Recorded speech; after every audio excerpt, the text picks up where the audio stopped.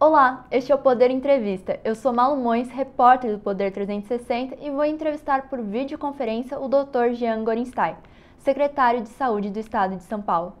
O secretário tem 53 anos e é infectologista do Instituto Emílio Ribas e do Hospital Albert Einstein.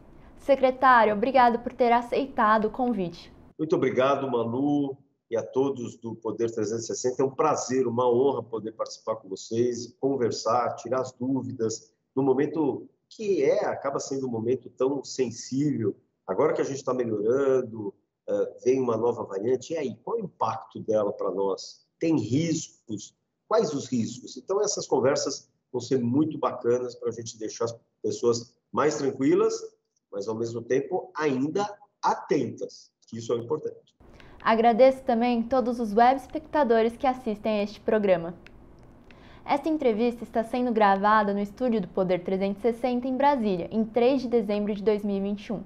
Para ficar sempre bem informado, inscreva-se no canal do Poder 360 do YouTube e não perca nenhuma informação relevante. Doutor, eu gostaria de justamente começar essa entrevista perguntando: São Paulo é um dos estados que confirmaram a variante recém-descoberta do coronavírus, a Ômicron.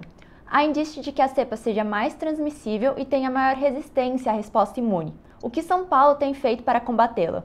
A primeira grande questão é que nós tivemos esses 3 casos, que são casos importados. Eles não são casos que nós chamamos autóctones, identificados na nossa comunidade. E, imediatamente, a partir do momento que essas pessoas já fizeram o PCR, a gente nem sabia se tratar da Ômicron ou não, imediatamente essas pessoas foram colocadas em isolamento.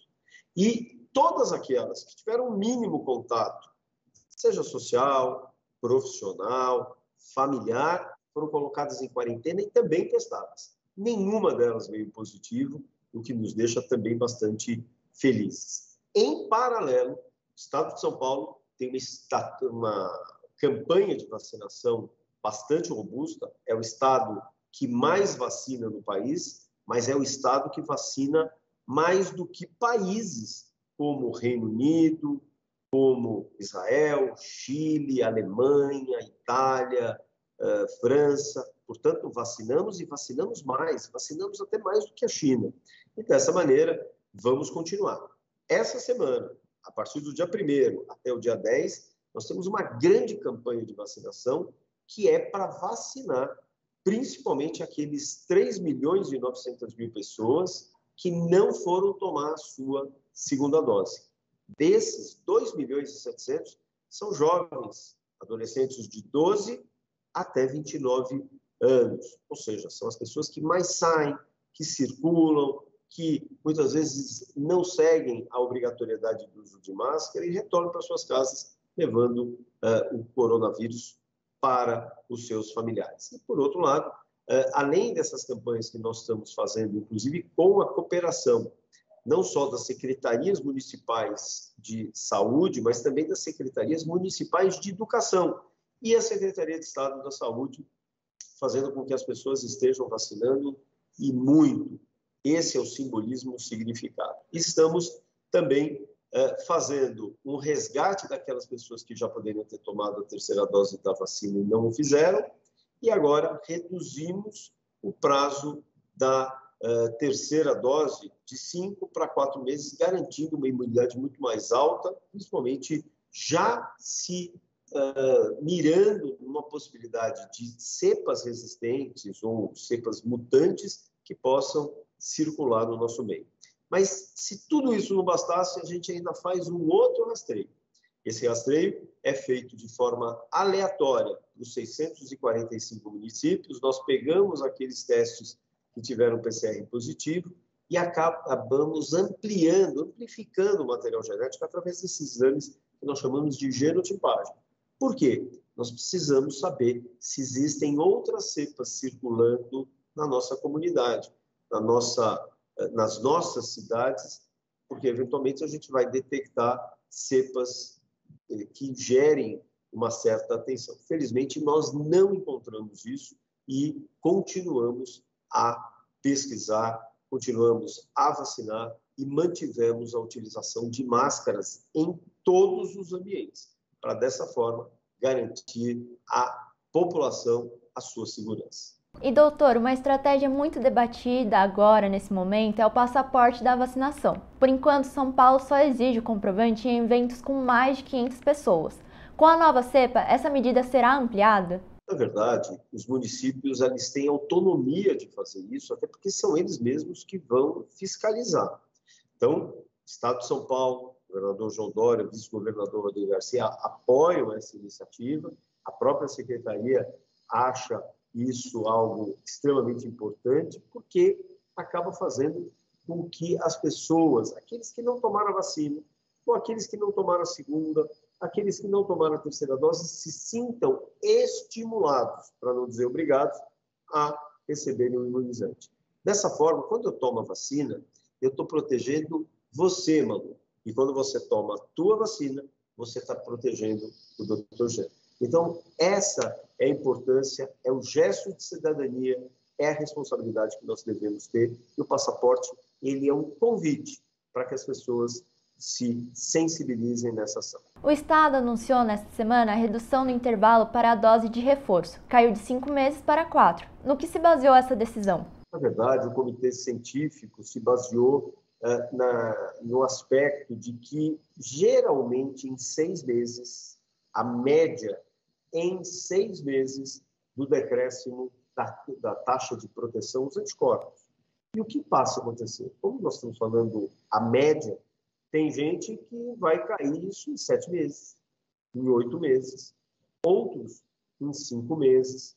Agora, se eu esperar isso cair para que eu possa dar ainda essa vacina, frente a um risco de uma nova variante com transmissão maior, é claro que o ideal é me antecipar, promovendo a imunização, promovendo o que nós chamamos de booster vacinal, que é um reforço da imunidade, para que dessa forma, de forma, como disse, antecipada, nós possamos garantir proteção à nossa população. São Paulo é um dos principais estados a receber voos internacionais. O senhor avalia que o governo federal deveria exigir o comprovante de vacinação para os viajantes?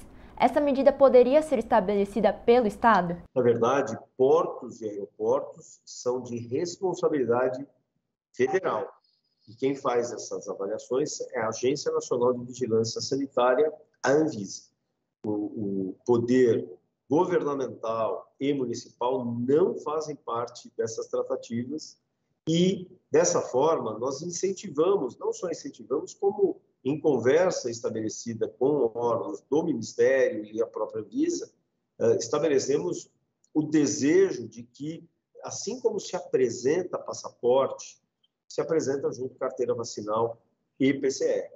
Mas, da mesma forma, as próprias empresas aéreas nacionais aqui mesmo deveriam estar fazendo o mesmo.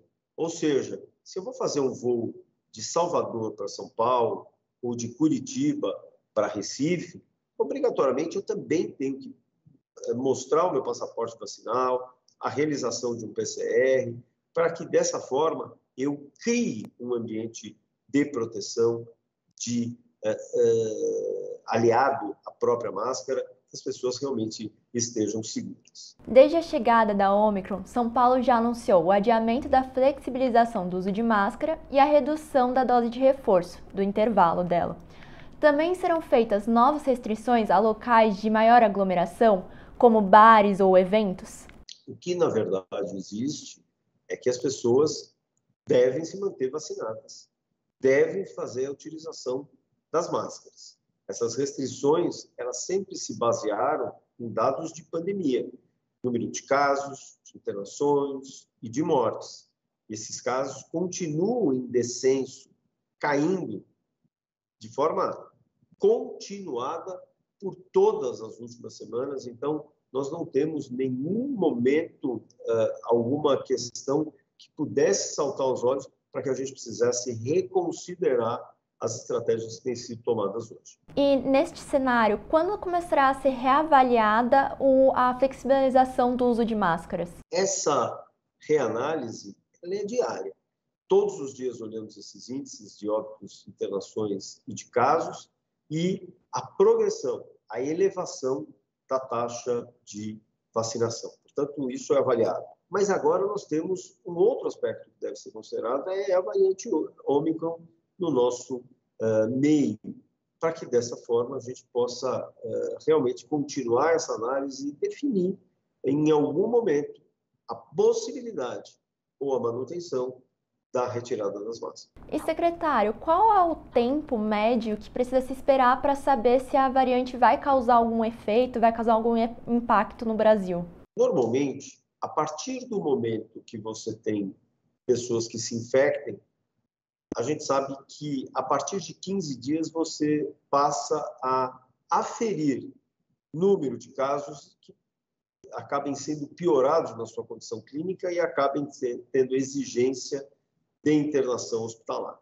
Então, normalmente, nos próximos 15 dias, teremos essa avaliação. Quer dizer, agora menos de 15 dias, mas todos os dados estatísticos, como diz, especialmente o de internação, que é um dado que vai saltar aos olhos, ele tem se mantido em queda constante por mais de 15 semanas. A Europa vive agora uma nova onda da Covid-19. Até Portugal, que tem quase 90% da população com 2 doses, passa por uma alta de casos.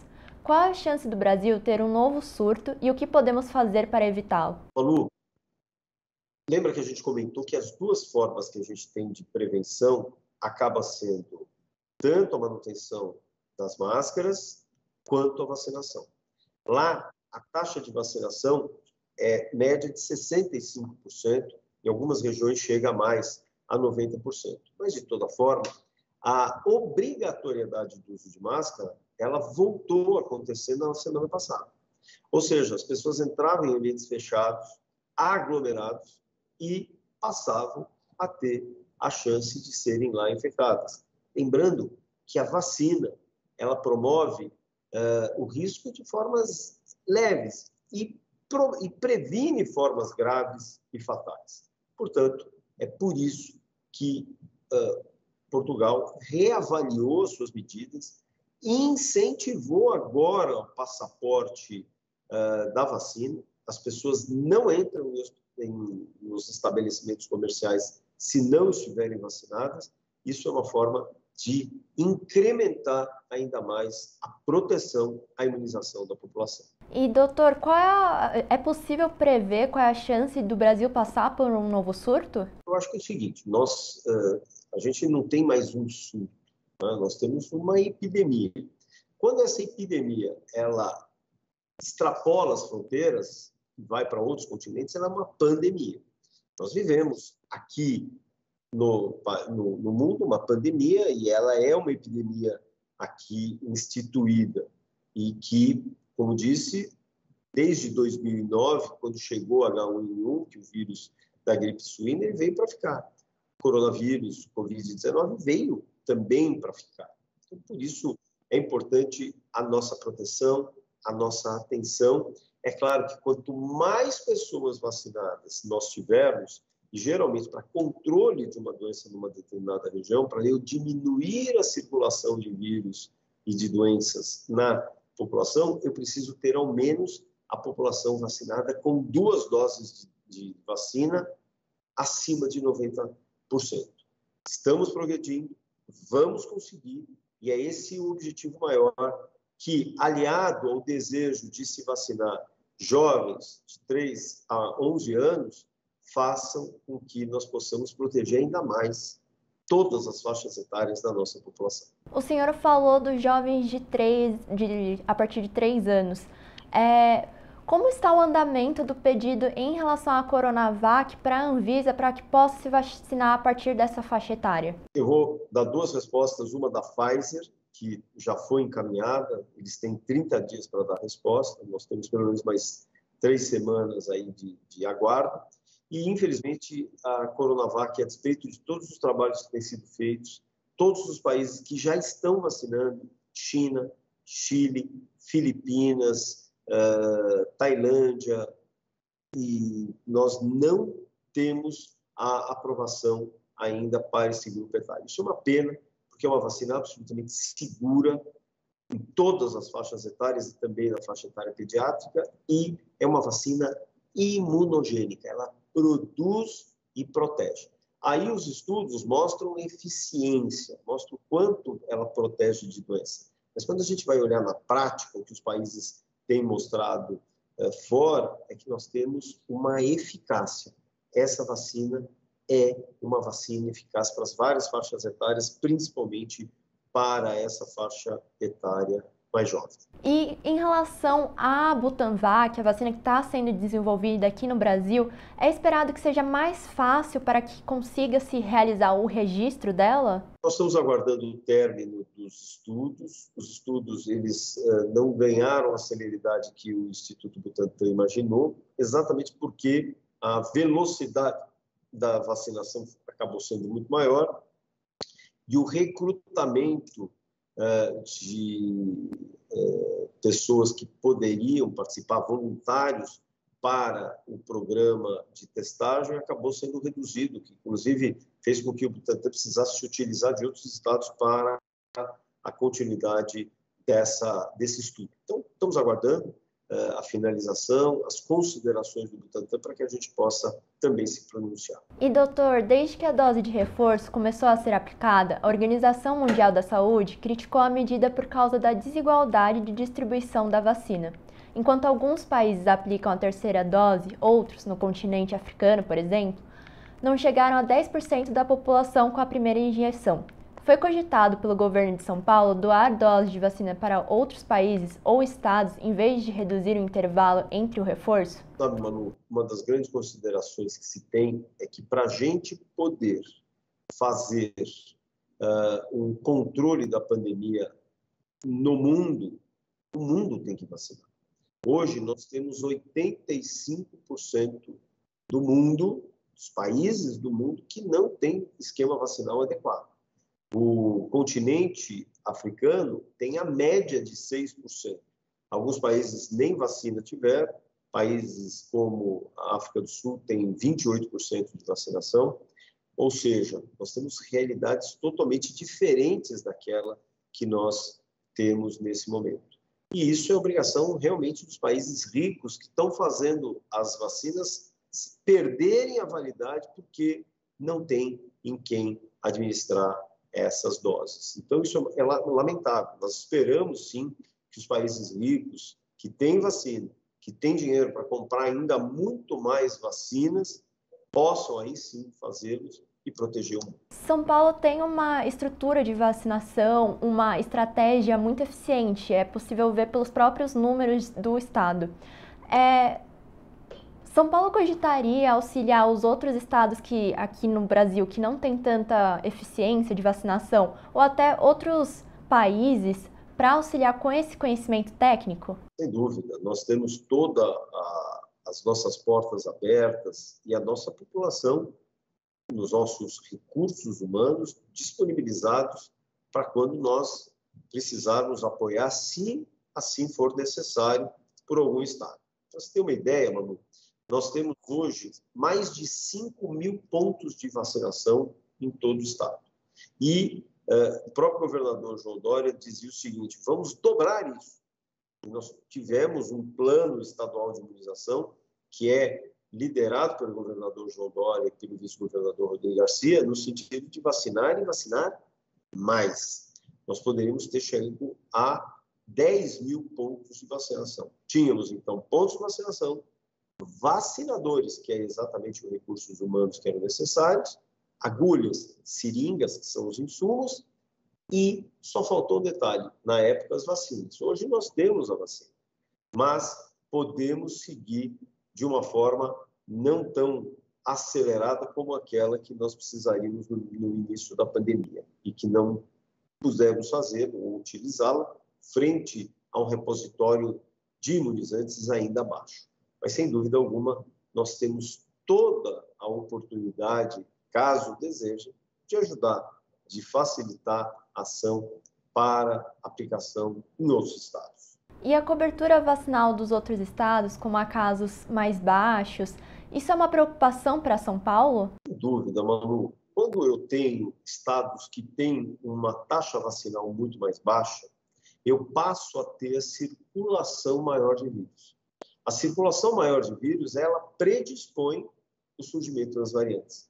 Então, aquilo que a gente fala, as variantes vão surgir lá fora. Não, não, não, elas podem surgir aqui dentro, principalmente nos locais em que a imunização, a proteção for menor, pessoas circulam desprotegidas, acabam se infectando e acabam circulando muito mais, fazendo um risco não só para aquele município ou estado, mas todos os estados da federação. E nesse cenário, faltou uma atuação mais coordenada do Ministério da Saúde? Sem dúvida nenhuma, né? Se nós tivéssemos um posicionamento claro, uniforme para todos os estados, isso teria dado uma diretriz para eles e não haveria discordância entre condutas que deveriam ter sido tomadas.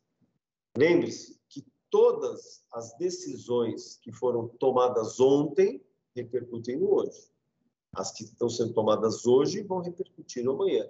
E hoje nós estamos colhendo exatamente todas as decisões que muitas delas foram absolutamente impopulares, naquele momento incompreendidas, mas que fizeram, sim, hoje nós retomarmos e voltar à vida no novo normal. E uma crítica do Ministério da Saúde é que os estados não seguiram a programação do PNI, do Programa Nacional de Imunização. O Ministério da Saúde ele reclamou que os estados começaram a tomar medidas por conta própria e não seguiam as orientações.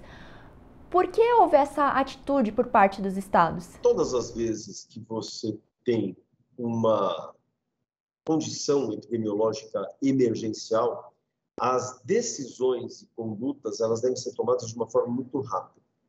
Não dá para deixar para o dia seguinte, ou por se tratar de um final de semana, a gente conversa na segunda.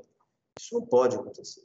As decisões elas têm que ser tomadas agora. É isso que vai garantir vidas, é isso que vai fazer com que a proteção da nossa população, e eu digo população geral, ocorra.